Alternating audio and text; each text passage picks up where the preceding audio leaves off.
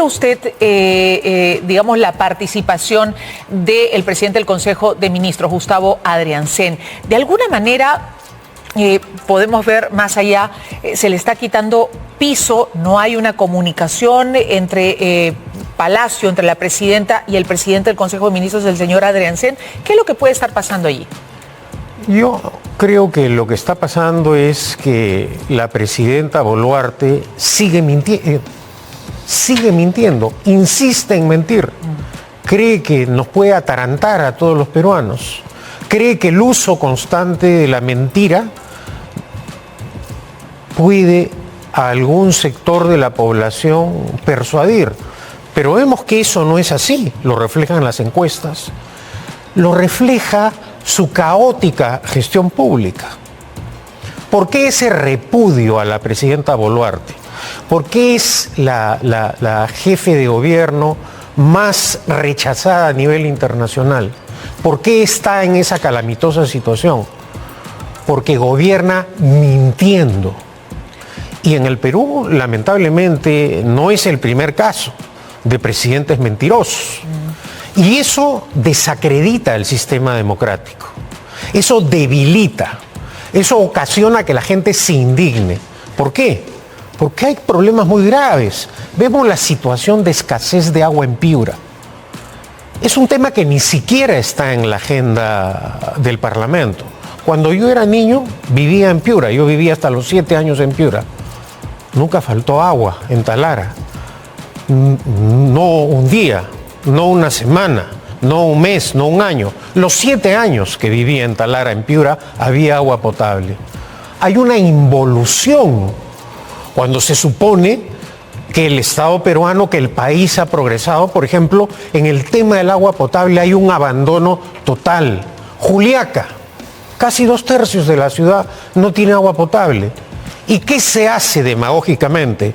Se sigue defendiendo un monopolio estatal con sus 50 empresas públicas quebradas y no se permite, por ejemplo, obra por impuestos, concesiones. Tenemos el caso acá en el sur de Lima, de la concesión en Santa María. Hay posibilidades, pero no hay gestión, no hay decisión. Y si a eso le sumamos la mentira, estos son los resultados. Una anarquía política en donde hay una responsabilidad. Ahora los parlamentarios amenazan con incapacidad moral, la acusan. Pero esta situación es consecuencia de la responsabilidad del Parlamento.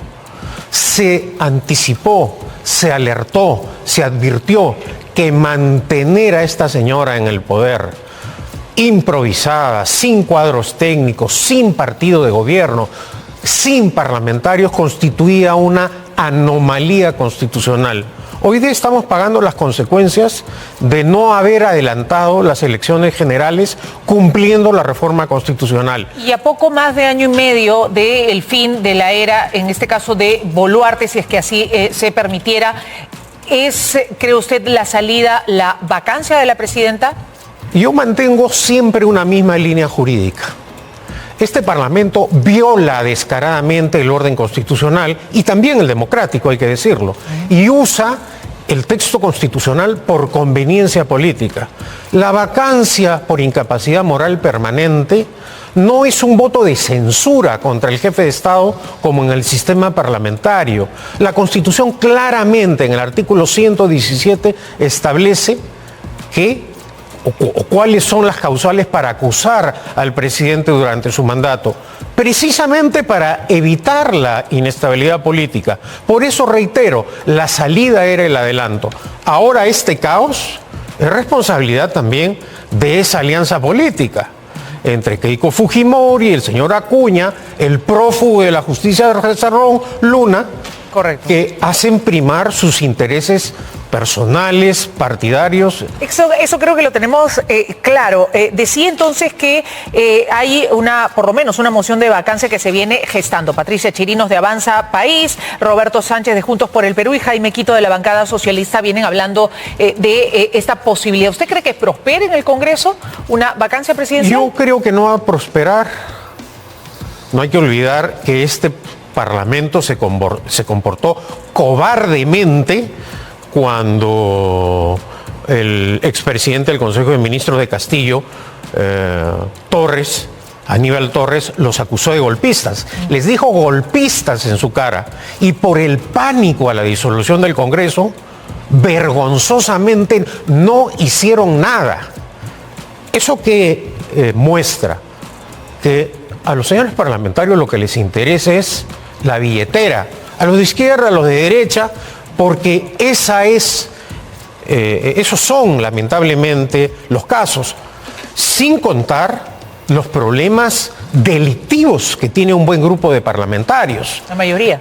No sé si la mayoría, pero hay un grupo, fiscales, sí. Hay un grupo importante de parlamentarios que está violentando el orden jurídico en materia penal para intentar protegerse. Creen que van a salir impunes de este Parlamento y este Congreso vergonzosamente está encubriendo actos ilícitos. Y eso también forma parte del enardecimiento de la gente. ¿Por qué las personas pifian, insultan a la presidenta de Boluarte o a los parlamentarios? Huevos, en fin. Porque hay una sensación de impunidad absoluta. Y felizmente el Poder Judicial está cumpliendo una labor, ¿no? Ahora vemos que son pocos los parlamentarios que tratan de mejorar esta calamitosa situación, ¿no? Correcto. Y hablando de calamitosa situación, las declaraciones, regresando al tema, permítame regresar al tema de las declaraciones que dio el presidente del Consejo de Ministros, el señor Adriansen, respecto a Dina Boluarte, y las mismas declaraciones que ha dado la presidenta en relación a su intimidad, a la reserva de su intimidad. ¿Usted cree que corresponde esa reserva de la intimidad de la presidenta al no revelarse con quién, dónde, cuándo, si es que estuvo o no estuvo en este condominio, y que la excusa en este caso sería su seguridad y su intimidad, el no revelar si estuvo o no estuvo en este punto? ¿Hasta qué punto se debe preservar esa intimidad? La presidenta no es una reina como lo era la reina Isabel. La presidenta está elegida con el voto del pueblo y toda autoridad democrática tiene la obligación de dar cuenta de sus actos.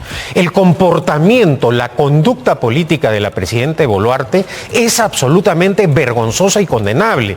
Eso de quedarse callada 100 días, de no dar entrevistas a la prensa o de organizar una conferencia de prensa como la última, maltratando o alegando que tiene reserva, asuntos secretos de Estado. Es decir, estamos ante una presidenta que ni siquiera conoce cuáles son sus obligaciones constitucionales. Ella debería decir dónde estuvo y con quién estuvo. Por supuesto.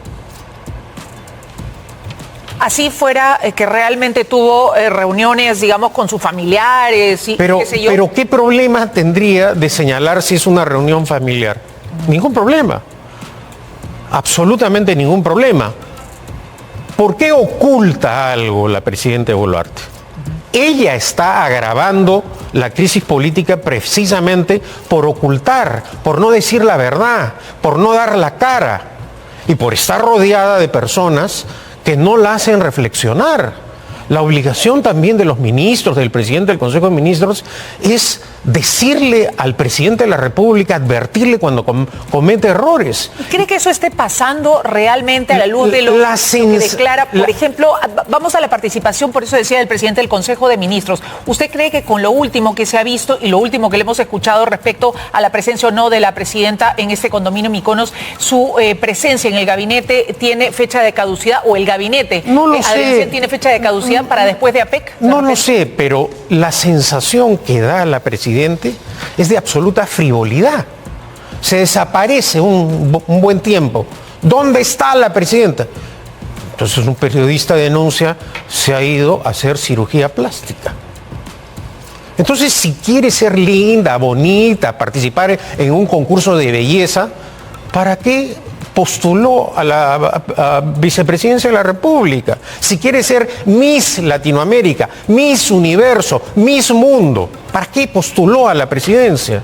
¿Para qué esta frivolidad escandalosa, nauseabunda? ¿Para qué?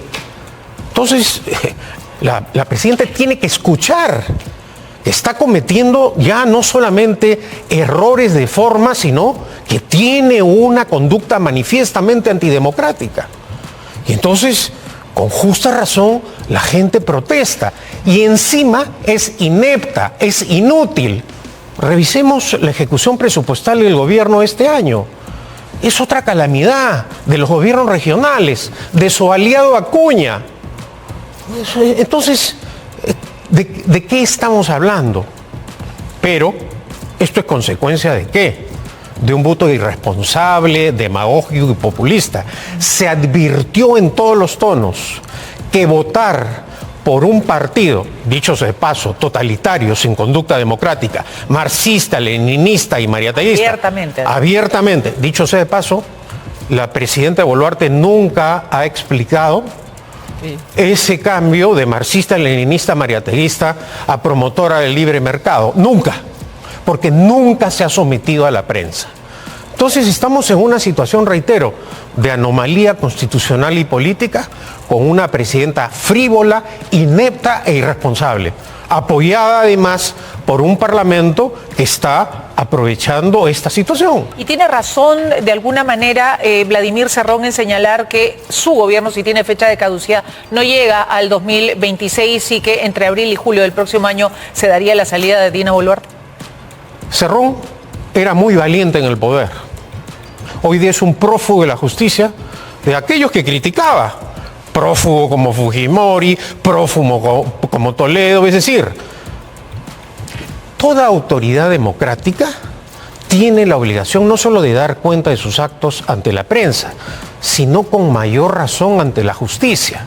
Una autoridad democrática no puede obstruir la acción de la justicia con su poder, no puede correrse, no puede huir, no puede pedir asilo.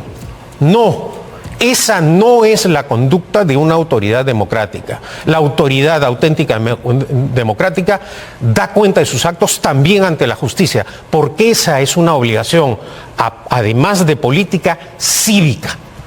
Tengo que cerrar, pero no quisiera dejar de preguntarle, entonces, ¿ha hecho bien el Poder Judicial en limitar la participación de Antauro Humala? Yo creo que sí.